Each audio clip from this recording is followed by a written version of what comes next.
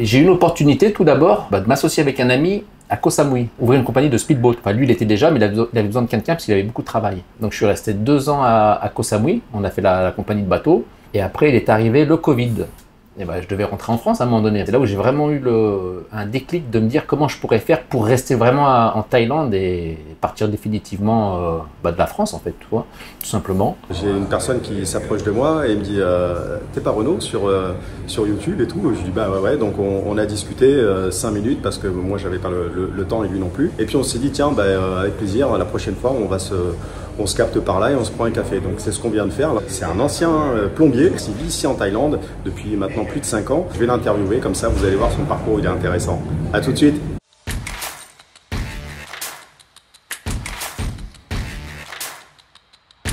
Alors aujourd'hui, je suis avec Nicolas. On s'est croisés, donc comme je vous ai dit juste avant, par hasard. Bien, on se connaît, allez, ça fait quoi, une demi-heure en fait. On vient de prendre un café tous les deux. On devait juste se capter comme ça entre Français. Comme je vous dis souvent dans mes vidéos, quand vous habitez en Thaïlande, ça vous fait du bien de rencontrer des Français, des gens... Parler français. Parler français. Et alors là, en fait, ce qui m'a vraiment accroché, on n'avait pas prévu de faire une interview, on devait se voir comme ça. Tu as un parcours en fait où tu faisais un métier qui était plutôt dans le manuel.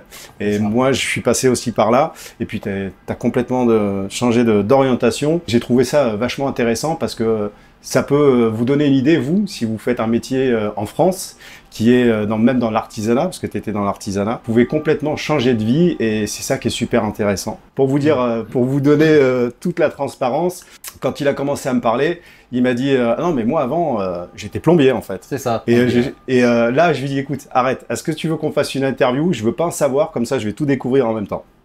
Ok, c'est parti. Hein. Allez vas-y. Alors moi, Nicolas, donc là je suis en Thaïlande depuis maintenant à peu près 4 ans, 5 ans on va dire. Mais je faisais beaucoup d'allers-retours. La première fois que je suis venu ici c'était en 2006 pour la boxe thaïlandaise. D'accord. Donc rien à voir avec voilà. Et effectivement, j'avais une société de plomberie dépannage, plomberie, serrure et vitres, que j'ai gardé 13 ans. Donc je faisais beaucoup d'allers-retours. Je faisais tellement d'allers-retours qu'à un moment donné, je me suis dit, comment je peux faire pour rester en Thaïlande? Voilà, parce que moi, je voulais rester ici. Voilà, à un moment donné, on a tous envie de... On le sent même actuellement qu'on a envie de partir de France de temps en temps. Ouais. Voilà. Et j'ai eu une opportunité tout d'abord de m'associer avec un ami à Koh Samui. Donc c'est une petite île. Il m'a demandé d'être partenaire avec lui pour tout ce qui est, pour ouvrir une compagnie de speedboat. Enfin, lui, il était déjà, mais il avait besoin de quelqu'un parce qu'il avait beaucoup de travail.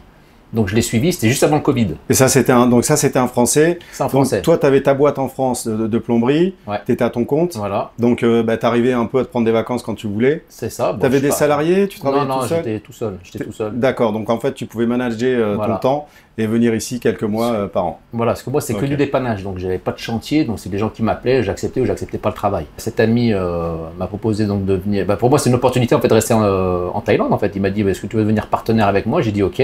Donc je suis resté 2 ans à Koh Samui. On a fait la compagnie de bateau. Et après, il est arrivé le Covid. Ouais, comme beaucoup de personnes en fait, tous les business se sont arrêtés. Ça s'est arrêté et je devais rentrer en France à un moment donné. Je suis parti de Koh Samui, je suis resté avec la copine, parce que moi j'ai une copine thaïlandaise sur Bangkok. Ok. Et à un moment donné, je me suis dit, voilà, c'est là où j'ai vraiment eu un déclic de me dire comment je pourrais faire pour rester vraiment en Thaïlande et partir définitivement de la France, en fait, tu vois, tout simplement. Et j'ai eu une opportunité, c'est que, en regardant des vidéos sur Internet, sur YouTube, j'ai découvert le e-commerce, tout ce qui est en ligne, la vente de produits en ligne. Et je me suis dit, ça c'est... voilà, il n'y a pas besoin d'avoir un local, il n'y a pas besoin, je peux travailler d'où je veux en fait. Je me suis dit, je vais me mettre à fond dedans. C'est le seul moyen de rester en Thaïlande. Et c'est parti. Là, tu as 45. Ça fait 2 ans que tu fais le e-commerce? Ça va faire 3 ans là. Ça fait donc à plus de 40 ans passés en fait. Pas un problème. Tu connaissais rien, moi, en e-commerce, tu connaissais pas spécialement au niveau des ordinateurs et tout? Pas du tout. Je savais même pas pour dire créer une adresse email. Voilà, donc j'ai pris une formation. Et il t'explique tout de A à Z comment faire. Il faut juste être discipliné en fait. Voilà, c'est comme, je vais donner un exemple. C'est comme si tu veux perdre du poids. Non mais c'est vrai. Si tu manges que de la, voilà. Ouais. Tu vas pas y arriver. Il faut être discipliné en fait. Il faut être discipliné. Voilà. Savoir ce que tu manges, faire un peu d'exercice. Ok. Ton e-commerce, on va pas parler. On n'est pas là pour parler de e-commerce ou de faire de la publicité ou un placement de produit ou quoi que ce soit. Mais en tout cas, tu as bien marché. Ça a bien marché. Mais j'étais pas fan de e-commerce. Pour moi, c'était l'opportunité de percevoir des revenus.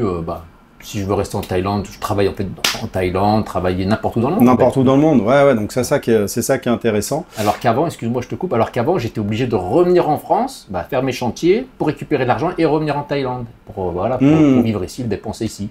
Alors que maintenant, de n'importe où, je peux travailler. Ce qui va intéresser les abonnés, comme on en a parlé un petit peu en off. Alors, quand on vient ici en Thaïlande, c'est pour la qualité de vie, parce que c'est vraiment, voilà, c'est un pays qui est vraiment merveilleux.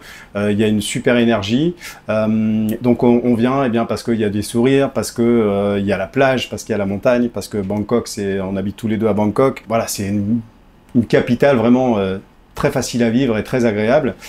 Faut aimer les grandes villes, mais moi j'étais à la campagne, tu vois, et franchement, je suis arrivé ici et j'ai pris une claque et finalement je reste ici à Bangkok. Et il y a quand même une différence de culture. Moi, personnellement, je suis resté plus d'1 an avec ma copine thaïlandaise. Et voilà, j'ai la différence de culture, le caractère et tout, c'était vraiment difficile, malgré que c'était une personne voilà, avec qui je m'entendais très bien. On sort loin des clichés, c'est-à-dire que c'était pas la fille qui veut, elle m'a pas demandé d'argent, elle était autonome, elle travaillait, en fait, elle cochait plein de cases, qui fait que j'avais une relation en fait avec une femme, en plus qui était plus jeune que moi. C'est vrai que ça aussi, c'est quelque chose de plus facile ici à avoir en Thaïlande qu'en Europe. Moi, je viens de faire 50 ans. Elle avait, elle a toujours 29 ans. Donc, on avait une vingtaine d'années d'écart. Ça pose aucun problème. Et, mais voilà, moi, j'ai pas tenu. Et puis, alors, c'est marrant parce que en discutant ici, ce qu'il faut savoir quand vous êtes avec des Thaïlandaises, il faut presque tout le temps, quand on n'est pas avec elles, il faut un peu justifier où on est. Et en Europe, je sais pas, tu as eu des relations aussi, on n'est pas habitué à ça. Alors que là, eh bien souvent, il faut envoyer une photo, dire avec qui on est, qu'est-ce qu'on fait. C'est bien ça. Voilà, ouais, elles sont très jalouses. Très jalouses. C'est vraiment incroyable. Et, alors peut-être parce qu'il y a beaucoup de concurrence. Je pense que c'est ça, ouais. Bon, comme elle me dit, je parle pour mon cas, hein, elle fait pas confiance aux autres filles thaïlandaises. Ça, elle connaît la mentalité des certaines thaïlandaises. Mis à part ça, il faut être habitué. Hein. Après, moi, ça fait 4 ans que je suis avec. Ouais, c'est ça, 4 ans. Hein. 4 ans, je vais pas dire que je suis devenu thaï dans ma tête, mais bon. Tu as réussi en fait à comprendre ça et j'ai déjà interviewé des personnes. D'ailleurs, j'avais fait une interview avec un Danois qui était marié avec une Thaïlandaise depuis 15 ans et c'est vrai qu'il m'a dit les 2 premières années, c'était vraiment très difficile. Et moi, j'ai pas tenu le coup. J'ai donc arrêté la relation et en plus de ça, une relation, ça s'arrête pas comme ça. Quand vous êtes avec une Thaïlandaise, elle vous lâche pas, elle lâche pas le morceau en fait. Hein. Aujourd'hui, tu regrettes pas d'avoir quitté la France? Est-ce que Ah non, pas du tout. Non, je regrette pas du tout d'avoir quitté la France. Hein. Alors, rien ne me manque en France à part la famille, enfin à part ma mère. Hein. Mais sinon ici il y a tout. Hein. On est bien, on rencontre du monde. Non, franchement rien. Et alors, ce qui va être intéressant pour les abonnés, parce que tu as vécu, moi je parle de Bangkok parce que j'habite à Bangkok, je voyage un petit peu à travers la Thaïlande, mais je peux pas donner un avis vraiment objectif quand on connaît pas ou quand on y va en vacances. Tu as vécu à Koh Samui. Koh Samui, j'ai vécu. Alors, ce qui sera intéressant, c'est que tu puisses donner en fait ton avis, la différence de vie qu'il y a entre Bangkok et Koh Samui, parce que Koh Samui, tu as vécu quoi, 2 ans à peu près, et Bangkok? J'ai vécu 2 ans à Koh Samui, mais j'étais un peu plus. Je venais en vacances aussi, et puis Bangkok, ça fait un petit moment que je viens à Bangkok. Alors la différence, c'est que Koh Samui, c'est plus sabai, c'est plus tranquille. Hein.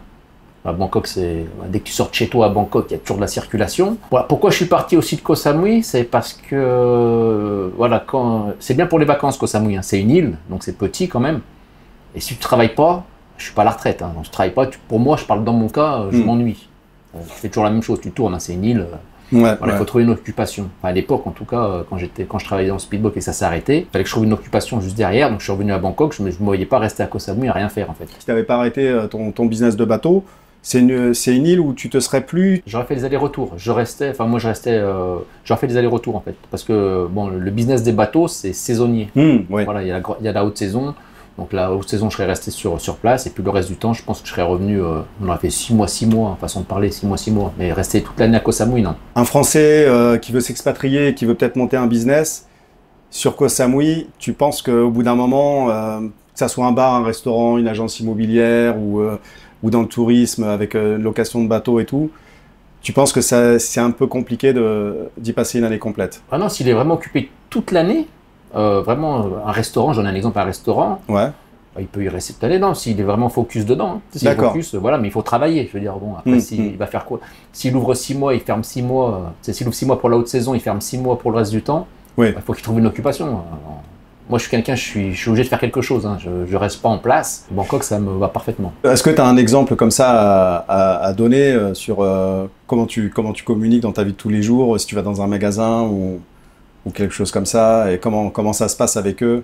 Alors, ouais, bah, je peux te donner un exemple. Par exemple, je cherche un produit dans un magasin Big C, c'est un casino, comme casino en France. Et est-ce que vous avez ça? Le gars, il va me dire non, j'ai pas. Je dis, mais est-ce que tu vas aller voir? Et... Oui, alors que c'est une grande surface, il y a plein de produits, il devrait voilà. pouvoir peut-être te renseigner. Ouais. Voilà, donc je vais avec lui aller voir. En fait, il faut pas juste lui dire, par exemple, je donne un exemple, il ne faut pas juste dire est-ce que vous avez ça, il va dire non. Il faut lui dire est-ce qu'on peut aller voir ensemble, est-ce que, tu vois, il faut vraiment, faut être patient avec eux aussi. Faut rester calme, il ne faut pas s'énerver, ça c'est sûr. Nous, les Français, des fois, on est un petit peu pressés. Pressés, hein. Pressés, on veut que tout. Voilà. Ils sont comme ça, il faut, quand on a un souci, il faut attendre, il faut être patient. Voilà, c'est la mentalité asiatique. La plupart du temps, tu as quand même un sourire. T'as quand même. Alors, ce qui m'a surpris, tu vois, là, j'en parle comme ça. Ils disent pas forcément bonjour. Si tu vas même croiser quelqu'un dans un ascenseur, ici, en Thaïlande, ils vous disent pas bonjour. Alors, ils vont vous sourire s'ils vous croisent, ou quand on va quelque part, ils sourient. Mais le bonjour, c'est... Ouais, il y a des petits trucs, il faut pas s'énerver en fait. Ils vont pas te tenir la porte. Par exemple, je donne un exemple, dans mon condo, bah, je vais ouvrir la porte. Je peux ouvrir la porte à quelqu'un, on va dire, allez, 3 heures après, je reviens. La personne, elle va ouvrir sa porte, mais elle va Elle va te la refermer. Elle va me la refermer sur la gueule. C'est comme ça en fait. Bon, faut pas s'énerver. Voilà, c'est... Pas tout le monde, attention, pas tout le monde. Hein. Mais certaines personnes, voilà, c'est des petits comportements qui peuvent énerver. Il faut rester calme. Hein. C'est pas... Même ma copine qui est thaï, ils lui font pareil à elle. Hein. Faut pas le prendre pour soi. Oui, c'est faut pas le prendre pour soi. Exactement. Ils sont comme ça. C'est dans leur mentalité, c'est dans leur attitude. C'est un des 4 accords Toltec, ne pas prendre les choses personnellement en fait, quand il se passe comme quelque chose. Comme les taxis aussi, les taxis, des fois ils veulent pas vous prendre, vous allez à un endroit, ils descendent la vitre. Moi je sais que quand le taxi descend la vitre, même pas je parle avec lui, parce que je sais que il va vouloir négocier le prix. Voilà, tu vois ce que je veux dire? Si tu prends un taxi il laisse les portes fermées, tu peux ouvrir la porte et rentrer directement pour lui dire que tu vas aller là et que juste il te baisse la vitre. Même pas je parle avec, parce que j'ai l'habitude. Il va te dire ouais c'est 300 bahts alors que normalement c'est 100 bahts. Et d'ailleurs à ce propos j'ai un scoop parce que j'ai vu, je regarde un journal qui s'appelle Toute la Thaïlande, toutelathaïlande.com, donc il donne les actualités. Et il parlait justement des taxis qui mettaient pas le taximéteur en fait, hein, qui mettaient pas leur compteur et qui pouvaient faire un petit peu mettre un petit peu les prix qu'ils voulaient. Alors honnêtement, quand il est 2 ou 3 heures du matin, que tu rentres, que c'est la nuit, bon, le mec, s'il veut pas mettre de taximéteur et qui charge un petit peu plus, franchement, moi, ça me dérange pas à partir du moment où les mecs, ils doublent pas le prix. Et je négocie toujours un petit peu, mais j'accepte. Et là, en fait, en Thaïlande, maintenant, eh bien, la police, et j'ai assisté à un contrôle, en fait. J'ai vu, il y avait un gros blocage, ils arrêtaient les taxis. Et ils faisaient un contrôle parce qu'ils se sont rendus compte que, eh bien, il y avait un peu cet abus-là. Et j'ai l'impression que la Thaïlande veut quand même, le pays de la Thaïlande, le gouvernement, il veut arriver à ce que les touristes ils soient ici dans de bonnes conditions. Bah, d'ailleurs, au niveau de la sécurité, je crois que tu peux en parler, au niveau de la sécurité, ici, il n'y a pas d'agression, il n'y a pas... Alors, il y en a peut-être, mais en tout cas, s'il y en a, il y en a très peu. Et puis, si quelqu'un vous vole, je sais pas, tu te fais voler quelqu'un qui vole ici en Thaïlande, même si c'est un petit truc, il va en prison. Si quelqu'un frappe, il va en prison. En France, vous volez quelque chose ou vous agressez quelqu'un dans la rue, vous n'allez pas en prison. Donc c'est vrai que je pense que ça peut aussi une des choses pour lesquelles ici c'est un petit peu plus sécure. Et puis c'est dans l'esprit, dans leur éducation. En fait voilà, je faisais cette parenthèse par rapport au taxi. C'est vrai que le gouvernement maintenant met ça en place et essaye de mettre la pression un petit peu sur les taxis. Je l'ai vécu. Tu l'as vécu toi aussi? Devant moi, il y a un taxi qui s'est fait à Central World. C'est une grande place là-bas. Et les taxis, il y a les filles qui contrôlaient. Si vous voulez pas prendre... j'y étais au Central World moi aussi. C'est là, c'est en face, ouais. Ouais, c'est ça. Et je me souviens, le taxi, pas le taxi, la police, il disait... il voulait pas prendre le gars, donc il a chopé le taxi, il lui a mis une amende. Et à un moment donné, ma copine, elle voulait prendre un taxi. Le policier, il disait... il lui a dit en thaï, hein, je vais le traduire en français, parce que moi je comprends un peu le thaï. Il lui a dit, s'il y va pas, on va le choper. Ah ouais, ouais. Voilà, tu vois, s'il y va pas, on va le choper, voilà. Eh bien, moi, en sortant du Central World, c'est carrément la police qui nous a arrêté le taxi aussi. Et le policier, il lui a bien dit, mets le compteur, mets le compteur. Le gars, il était, oui, oui, oui, oui, il bronche pas par rapport à la police. Hein. La différence entre Koh Samui et ici, Bangkok, donc ta routine, elle est complètement différente. La routine, à quel niveau? Excuse-moi. Ta routine en fait de vie, alors forcément tu as changé de métier, mais qu'est-ce que tu fais, qu'est-ce que tu aimes faire ici sur Ma routine Bangkok? elle est très simple. Hein. Bon, ma routine, moi j'aime même me lever tôt. Il y a quelque chose que je transige jamais. Bon, après c'est chacun. Bon, vous avez les personnes qui aiment se lever à midi. Bon, c'est pas mon truc. Moi j'aime même me lever tôt, vers 4-5 heures, parce que je suis programmé, mais je me couche pas tard. Bon, les soirées, je les ai faites, donc ça m'intéresse plus trop en fait, surtout quand tu es casé. J'ai même levé le matin marcher en buvant le café. C'est vraiment bête, mais c'est parce que le matin, il n'y a personne. Je parle à Bangkok, il n'y a pas de voiture et c'est vraiment le moment agréable où tu peux marcher tranquillement. Et il fait bon encore, il fait pas encore chaud. Là, il fait bon le reste de l'année, mais c'est vrai qu'à cette période, il fait quand même un peu chaud. Ce sont les mois d'avril, bientôt mai. Ouais. Mais moi, le matin, quand il n'y a personne dans les rues, que je peux boire mon café, c'est vraiment pépère. Sinon après, dans la journée, quand il fait chaud, on fait tous la même chose. Hein. Eh bien, on va dans des malls. Et c'est là où on s'est rencontrés d'ailleurs, tu vois. Allez, à partir de 11h jusqu'à 17h, on se met au frais, on se met dans des malls. C'est vrai que c'est agréable aussi ça de pouvoir rester au frais, de pouvoir même dans des malls en fait, on peut manger dans tous les malls. Vous avez des food markets où vous pouvez manger aussi pour 40 bahts, 50 bahts des plats. Donc il y a des franchises européennes, il y a des restaurants qui sont plus chers, mais tu peux manger thaï aussi et puis passer un moment au frais et travailler, donc peut-être dans ton cas même sur ordinateur et puis en même temps voir du monde passer. C'est agréable quand même. Voilà la différence, tu me demandais tout à l'heure la différence entre la France et ici. Déjà il y a le service, je vais déjà rebondir sur le service, au niveau de service ici, franchement, il est au top. Hein. Je veux dire, on s'occupe bien de toi, je veux dire que ce soit au restaurant, que ce soit même dans des magasins. De manière générale, c'est vrai qu'ils sont aux petits soins. Voilà, ils sont aux petits soins. Et puis même les hôpitaux aussi. Je suis allé 3 fois à l'hôpital pour ma copine. Ils s'occupent de toi, mais on se croirait. Ouais. C'est une dinguerie, je veux dire. Bon, tu fais pas la queue, t'attends pas, ils s'occupent de toi tout de suite. Ils te prennent en charge en fait, tu vois. Et puis tu as 4-5 personnes autour de toi pour s'occuper de toi. Moi d'ailleurs j'ai fait une vidéo parce que j'ai eu un accident, tu sais. D'ailleurs tu avais regardé ma vidéo, c'est pour ça que tu m'as reconnu dans la rue. Mais voilà, moi j'ai eu un accident, j'ai dû me faire opérer. En une semaine, j'avais passé l'IRM, j'avais déjà le rendez-vous avec le chirurgien.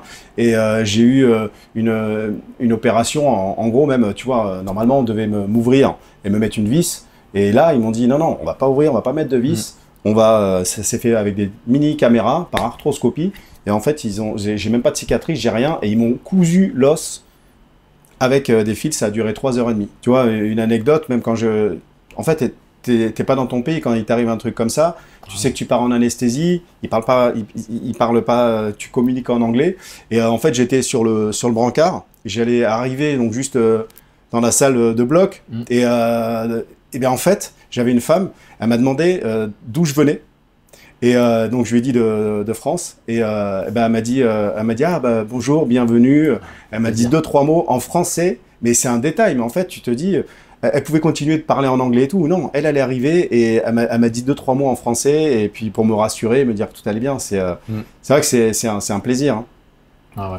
Et puis aussi, là, c'est tout organisé. Je veux dire, c'est pas le bordel dehors. Tu sais, quand tu prends le métro, tu veux commander quelque chose, les gens ils sont très alignés. Oui. C'est pas tu fais comme tu veux, c'est vraiment voilà, c'est l'ordre en fait. Ouais. Dans le bon sens, hein, c'est pas l'ordre. Quand je dis c'est l'ordre, c'est pas l'ordre strict, mais ils sont organisés. C'est pas, ils font pas n'importe quoi. Je veux dire, tu veux rentrer dans le métro, ils font la queue. Ouais, ils s'attendent. C'est en file indienne. T'as personne qui va te passer devant. Si le truc il est bondé, ils vont pas pousser, s'entasser. Ils vont attendre le prochain.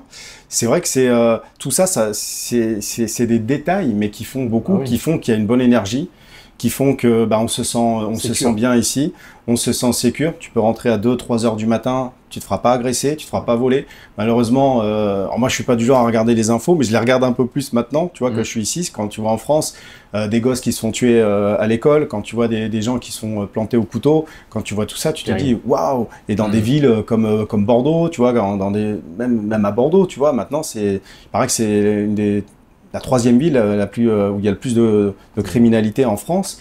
Waouh, Il les relâche au bout de 24 heures. Hein. J'ai regardé les news hier. Un petit jeune s'est fait agresser ou même tuer, je crois. Au bout de 24 heures, 48 heures, il était relâché. Incroyable. Bah, c'est un peu comme des gosses. En France, j'ai l'impression qu'il n'y a pas de... Bon, c'est pas le sujet de la vidéo, mais c'est vrai qu'en France, t'as l'impression qu'il n'y a pas trop de règles, ou en tout cas, elles ne sont pas respectées. C'est comme si tu as un gamin, que tu lui mets pas de limite et que tu lui laisses tout faire, bah, par lui-même, il sait qu'il va pas être puni, donc il va faire plus de bêtises.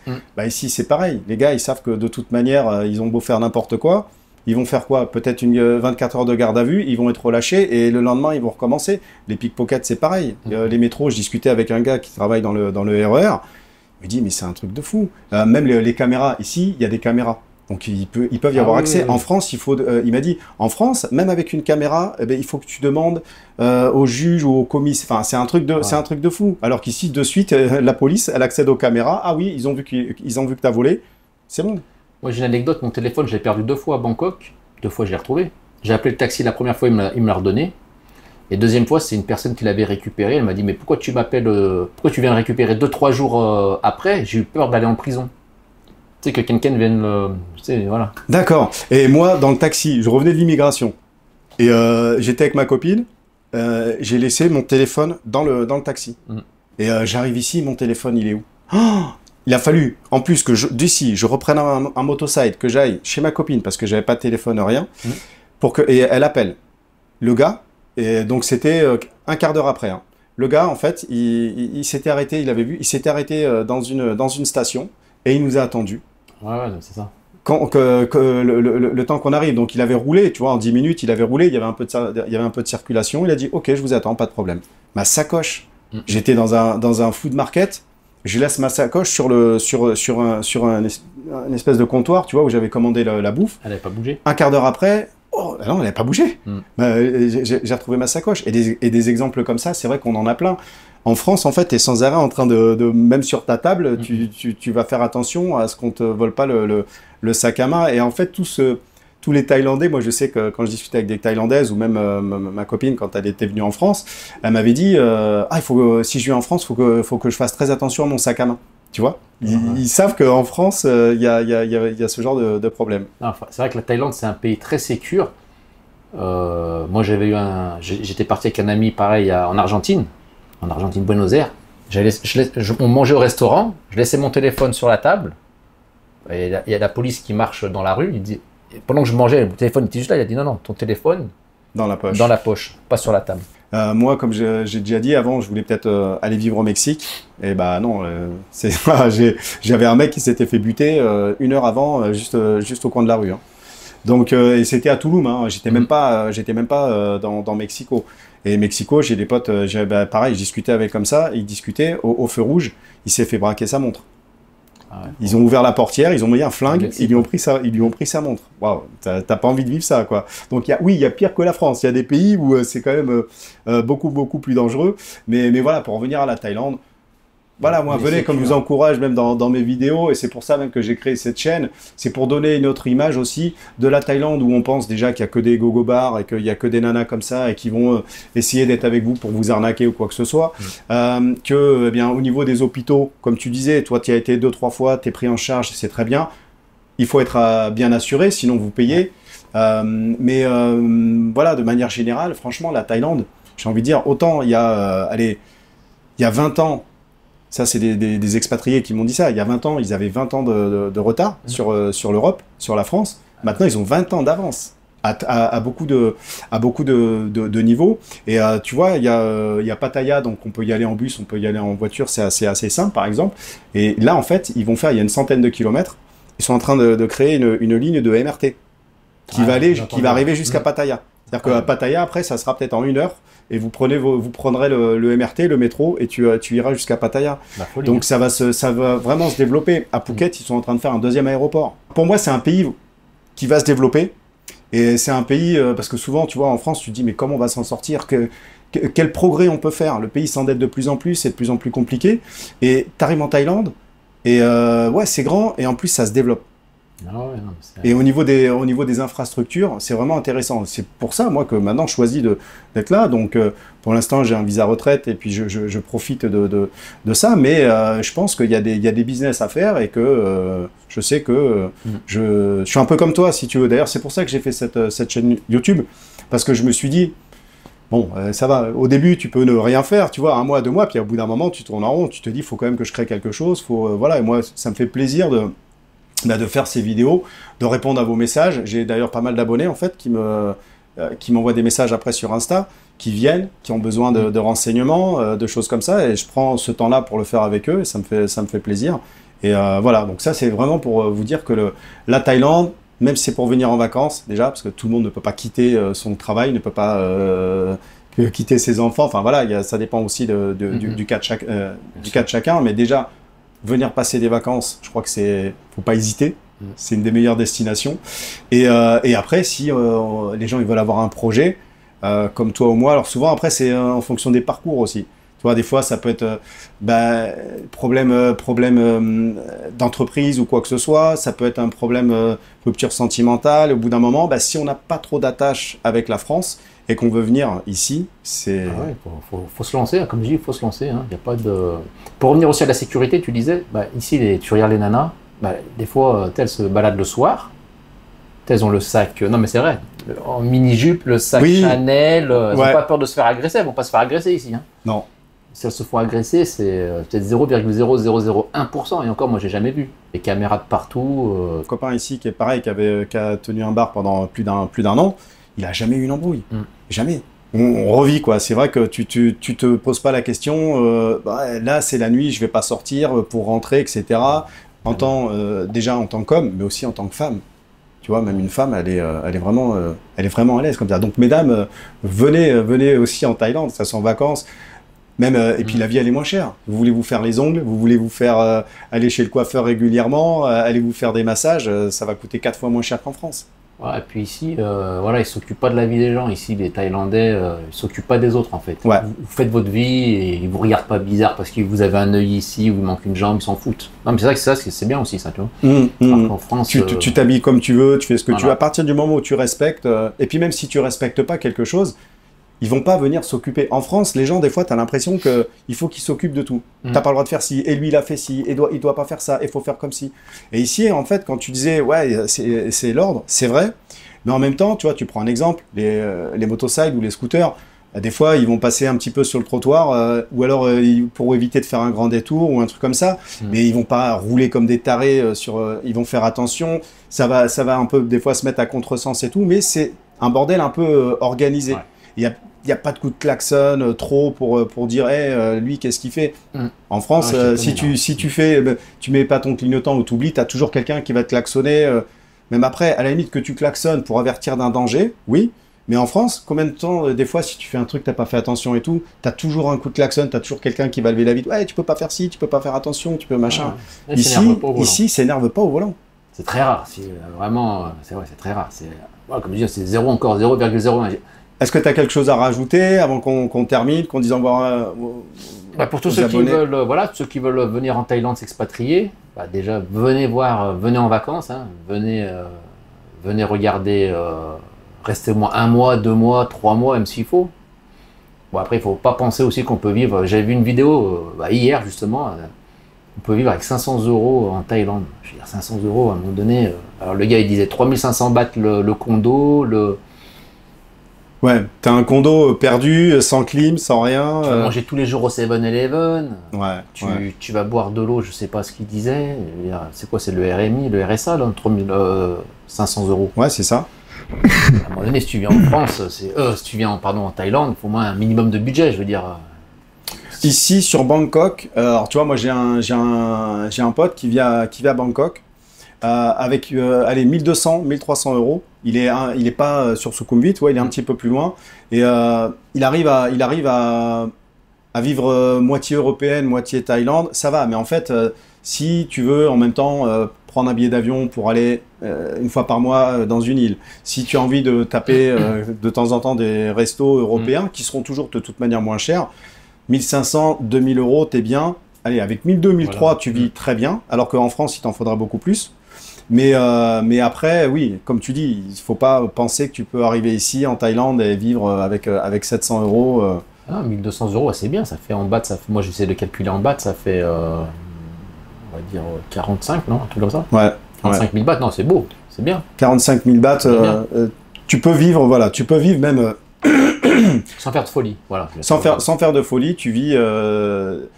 Déjà, tu cuisines pas, hein. C'est-à-dire qu'avec 1200, 1300 euros, tu vas manger au resto tous les jours. Donc même s'il y aura beaucoup plus de restos thaïlandais, tu vois.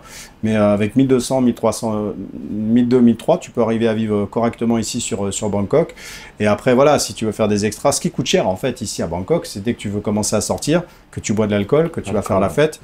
Et que tu vas rencontrer pas mal de nanas. C'est ça qui va te coûter cher. Parce que si tu as une vie normale... Oui, si tu te fais à manger, tu as une petite cuisine, tu te fais aussi à manger, tu peux te faire à manger des fois de temps en temps ou... ça coûte moins cher, hein. Tu vas dans les petits boui-boui en bas des secteurs, c'est pas cher aussi. Hein. Tu manges pour 50 bahts, 50 bahts, 60. Et tu manges bien. La nourriture aussi, elle est bonne ici. Très très bonne. Très très bonne, ouais. Bon, ben voilà, écoute, merci à vous d'avoir regardé cette vidéo jusqu'au bout. C'était pas prévu. On était en bas au café. J'ai dit, allez, vas-y, monte. Il y avait un peu de bruit en plus en bas. Comme ça, on pourra être tranquille ici pour discuter, faire cette interview. Et puis, Nico, je te dis à très bientôt. Merci de l'invitation. Allez, ça marche. Merci. À bientôt. Ciao, ciao. Ciao.